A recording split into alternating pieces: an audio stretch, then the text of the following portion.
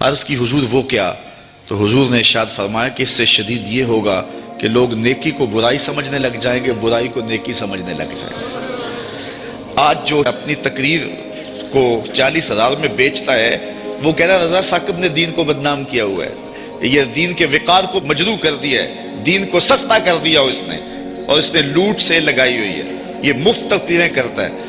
تو میں نے کہا صاحب میں کب مفت تقریریں کرتا ہوں؟ یہ تمہیں غلط فہمی ہے کہ میں مفت تقریریں کرتا ہوں، تم تو 40,000 میں بک جاتے ہو اور میرے سامنے تو بندہ اپنا آپ بیچ دیتا ہے، ساری زندگی پیچھے پیچھے رہتا ہے، تم تو 40,000 میں اپنا سودا کر لیتے ہو، تو ساری زندگی نام لگا دیتا ہے۔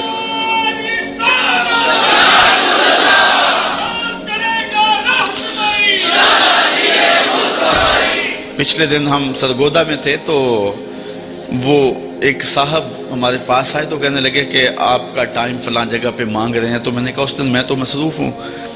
تو پھر دوبارہ ایک صاحب کا فون آیا کہ انہیں کہنا کہ 50,000 روپیہ دے دیں گے، تو میں نے ہنس کے کہا، میں نے کہا ریٹ اور بڑھاؤ۔ ہر دو عالم قیمت خود گفتائی، ہر دو عالم قیمت خود گفتائی، نرخ بالا کن کے ارزانی ہنوس۔ رومی کہتے ہیں کہ دو جہاں کو اپنی قیمت لگایا تو نے، ابھی سستا بک رہا، ذرا اور قیمت بڑھا۔ میں نے کہا تم تو 40,000 میں بکتے ہو، لیکن لوگ جانے بھی دے دیتے ہیں اور کہتے ہیں یہ ابھی بیانہ ہے، ابھی قیمت تو باقی ہے۔ تو میں نے کہا کون کہتا ہے کہ ہم مفت تقریریں کرتے ہیں؟ یہ سازش ہے کہ ہم مفت تقریریں کرتے ہیں، لوگ تو اپنی جان بھی وارنے کے لیے تیار ہیں۔ یہ رات بھی لوگ موجود تھے، عصر کے بعد بھی تھے، سحری کے دم بھی تھے، اس وقت آج بھی ابھی تک بیٹھے کون آتا ہے؟ کس کے پاس وقت ہے؟ کیا عمرے کے ٹکٹ رکھے جاتے ہیں کہ لوگ جمع ہو جائیں، کیسی کیسی سریلے آوازیں لگائی جاتی ہیں لوگ جمع ہوں؟ یہ میرے پاس کیا ہے؟ لفظ بھی ٹوٹے ہوئے، لہجہ بھی سلامت نہیں ہے، لیکن یہ طلبہ ہیں تو کھچے چلے آ رہے ہیں، کہاں کہاں سے آ رہے ہیں، محبت کرنے والے ہیں کہ سب کچھ نچھاور کر رہے ہیں۔ تو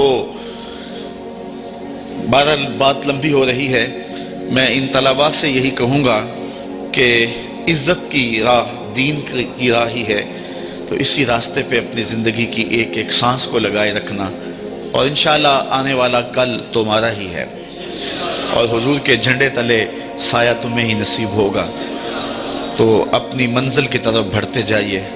آپ بھی تشریف لائے، آپ نے حوصلہ افزائی کی، میں نے جن جن کو دعوت بھیجی تشریف لائے، اور اگر کوئی کسی مجبوری کے تحت نہیں آ سکا ہے تو اس کی مجبوری ہے، لیکن اگر کسی نے ہماری بھیجی ہوئی دعوت کو جو ہے وہ ایک عام دعوت سمجھ کے جو ہے وہ مسترد کر دیا اور نہیں آیا ہے، تو میں اتنی بات کہوں گا کہ میرے بیٹے کی شادی پہ اگر کوئی نہ آئے تو مجھے اتنا دکھ نہیں ہے جتنا اس تقریب میں کوئی نہ آئے، چونکہ یہ بچوں کے لیے عزت افزائی کا موقع تھا، اور یہ وقار اور تکریم کی چادریں ان کے سروں پہ اڑی جا رہی تھی۔ مجھے یہاں ایک اور بات بھی یاد آئی، آج سے کوئی 6 ماہ قبل میں اللہ کی بارگاہ میں شکریہ ادا کرنے کے بعد یہ بات کہتا ہوں، کسی صاحب نے مجھے کہا، یہ تنویر صاحب زور دے رہے تھے، اصل جو شخص آگے سے جواب نہ دے تو لوگ سمجھتے ہیں کہ اسی کو مارو اور اسی کی تذلیل کرو، اور دوسری بات یہ ہے کہ جب کام ہوتا ہے تو مخالفت بھی ہوتی ہے۔ یہ 108 بچے فارغ ہو رہے ہیں، اصل مخالفت تو اب شروع ہوگی۔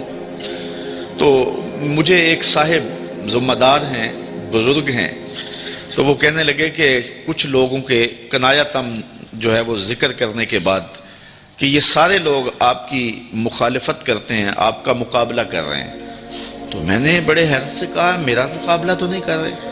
کہنے لگے نہیں تم بولے آدمی، تمہیں نہیں پتا، یہ تمہارا مقابلہ کر رہے ہیں۔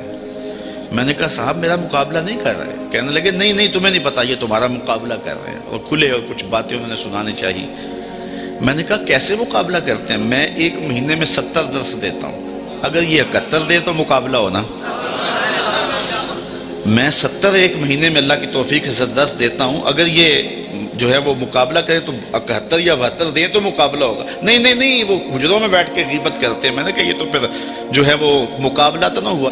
تو آج اللہ نے ہمیں توفیق دی ہے کہ 108 طلباء فارغ ہوئے ہیں، اگر کوئی مقابلہ کرنا چاہے ہمارا تو ہمیں خوشی ہوگی کہ وہ 109 فارغ کرے، اور اس سے مسلک کو بھی قوت ملے گی، اسلام کو بھی قوت ملے گی۔ کاش کہ ایسے مقابلے کا ماحول پیدا ہو جائے۔